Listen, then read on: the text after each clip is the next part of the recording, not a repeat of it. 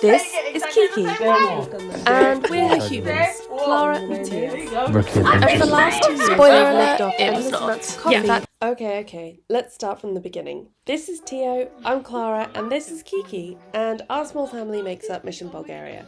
We got sick and tired of living in London, and we wanted to move away from the exhausting city life. So we packed up and bought a house in the mountains of Bulgaria, where we hope to live off the land, raise animals, and enjoy everything this beautiful country has to offer. So let's start with how we found our house.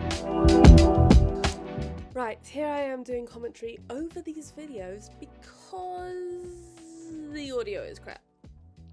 So, here we go, let's hit it. Right, so we're off to go see house number 1. Very excited. It's actually house I liked it. It's not the one with the good news. It's not the last 2 houses we've bumped in. Right, okay. I've been lied to. Wow, those are nice. I do like those. Can we have one of those? I think you're going to appreciate it. I would.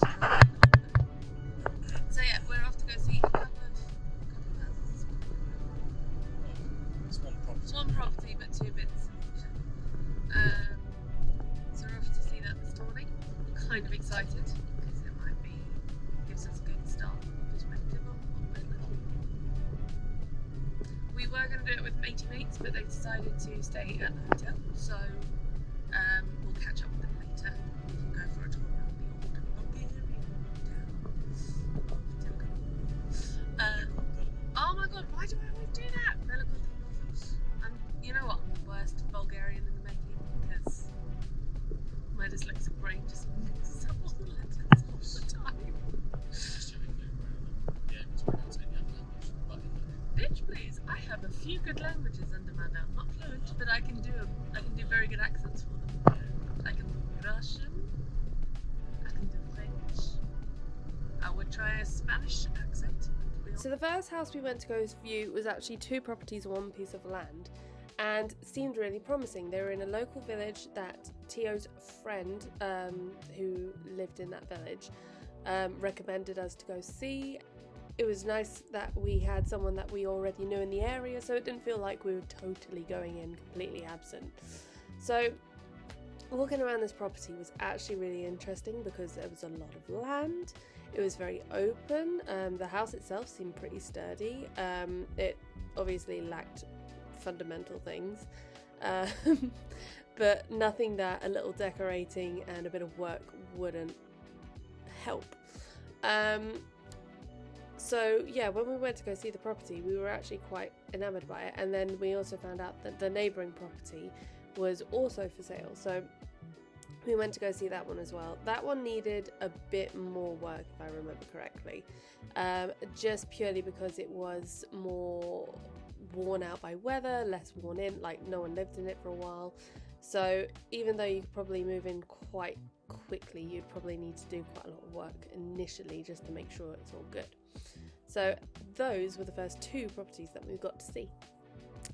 Then we came to this property. Now, I'm not going to dive into too many details. We walked into a property that was genuinely never finished. I'm not even kidding. So the first property that we saw on this plot of land, it was a barn that someone had started building and then didn't finish for whatever reason. So we got to see that, and it's a pretty, it's newer built, so it's in pretty good shape. You don't need to worry necessarily too much about it. You can tell from the beams, the ceiling, just the general brickwork that it was all pretty good. However, it was in a totally weird part of the town. It was like right on the edge of a road, if I remember correctly, like a main road, so we weren't really that keen on it. It was a small plot of land, lots and lots of neighbours around, which, don't get me wrong, we love neighbours, but we were also really keen to have our own space. So with that in mind, we weren't so keen on it. The gentleman who was showing us around all these houses listened to what we were saying and was like, right, I've got some ideas for you then. He took us to this really lovely house with a barn. It was really overgrown, but you could see all the potential in it. The barn was huge, and the land as a whole, even though it was really overgrown, you could see how much space you were getting, which was great. The house itself was really nice. It was a 2-tiered building. It had a nice veranda. It was definitely not lived in for a while, so it would need a lot of work, but at the same time it was close to it was a street away from the main road, which is quite easy and easily accessible as well via the road. And it looked very characterful, and it did have great points for us. And as the fourth house we would have seen, then it's kind of hitting all the notes. However, we still weren't that keen on the area. It just didn't vibe with us. We felt like it wasn't so much a town that was lived in. There didn't feel like there was much of a community there. So we kind of wanted to sidestep that and see what else we could find. House number 5 was very tempting. So we walked in, it was right next to the town square, which was pretty amazing. You could see like families hanging out in the parks there. There was clearly a sense of community, which was amazing.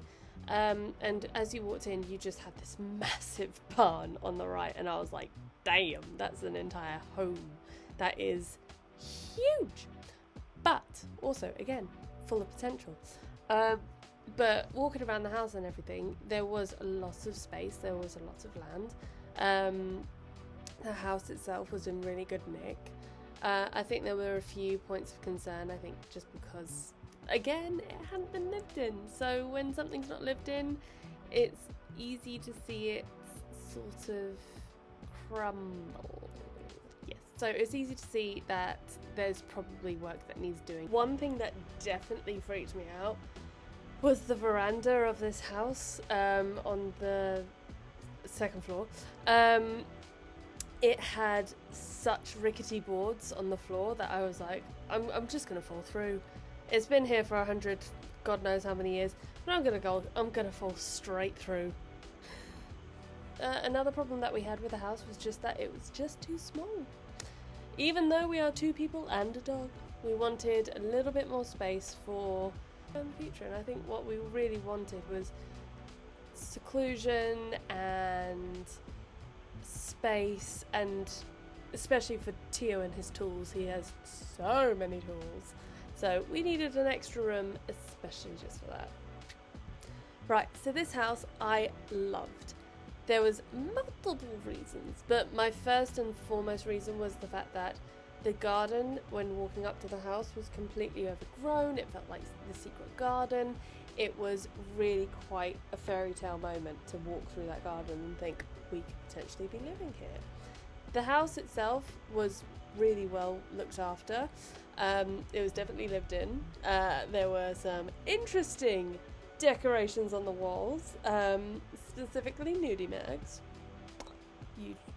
I'm not going to judge anyone who decorates their home like that. You do as you please.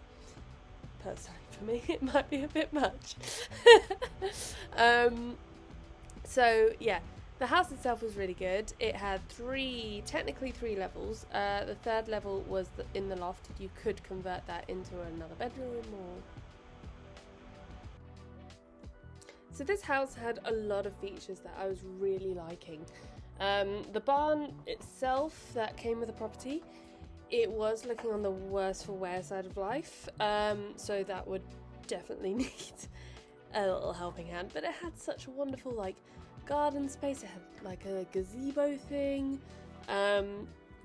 It had really nice space. I mean, everything had been left in the house from the previous owner, which I thought is something that I find in most Bulgarian homes, and I think it's so funny. It's both funny and not funny at the same time. Okay, so drawbacks about this house were basically the location, first and foremost. Even though it was really accessible, it was right next to what I consider a factory. It was our house, factory. Yeah, that didn't distill much confidence in me for maybe noise of the future. You just don't know what they're going to be doing and whether or not that's going to impact your day to day. So with that in mind, I was really not keen that way. Okay, so that's part 1 or day 1 of looking at houses. Follow along for part 2 and we'll see you there. Okay, bye.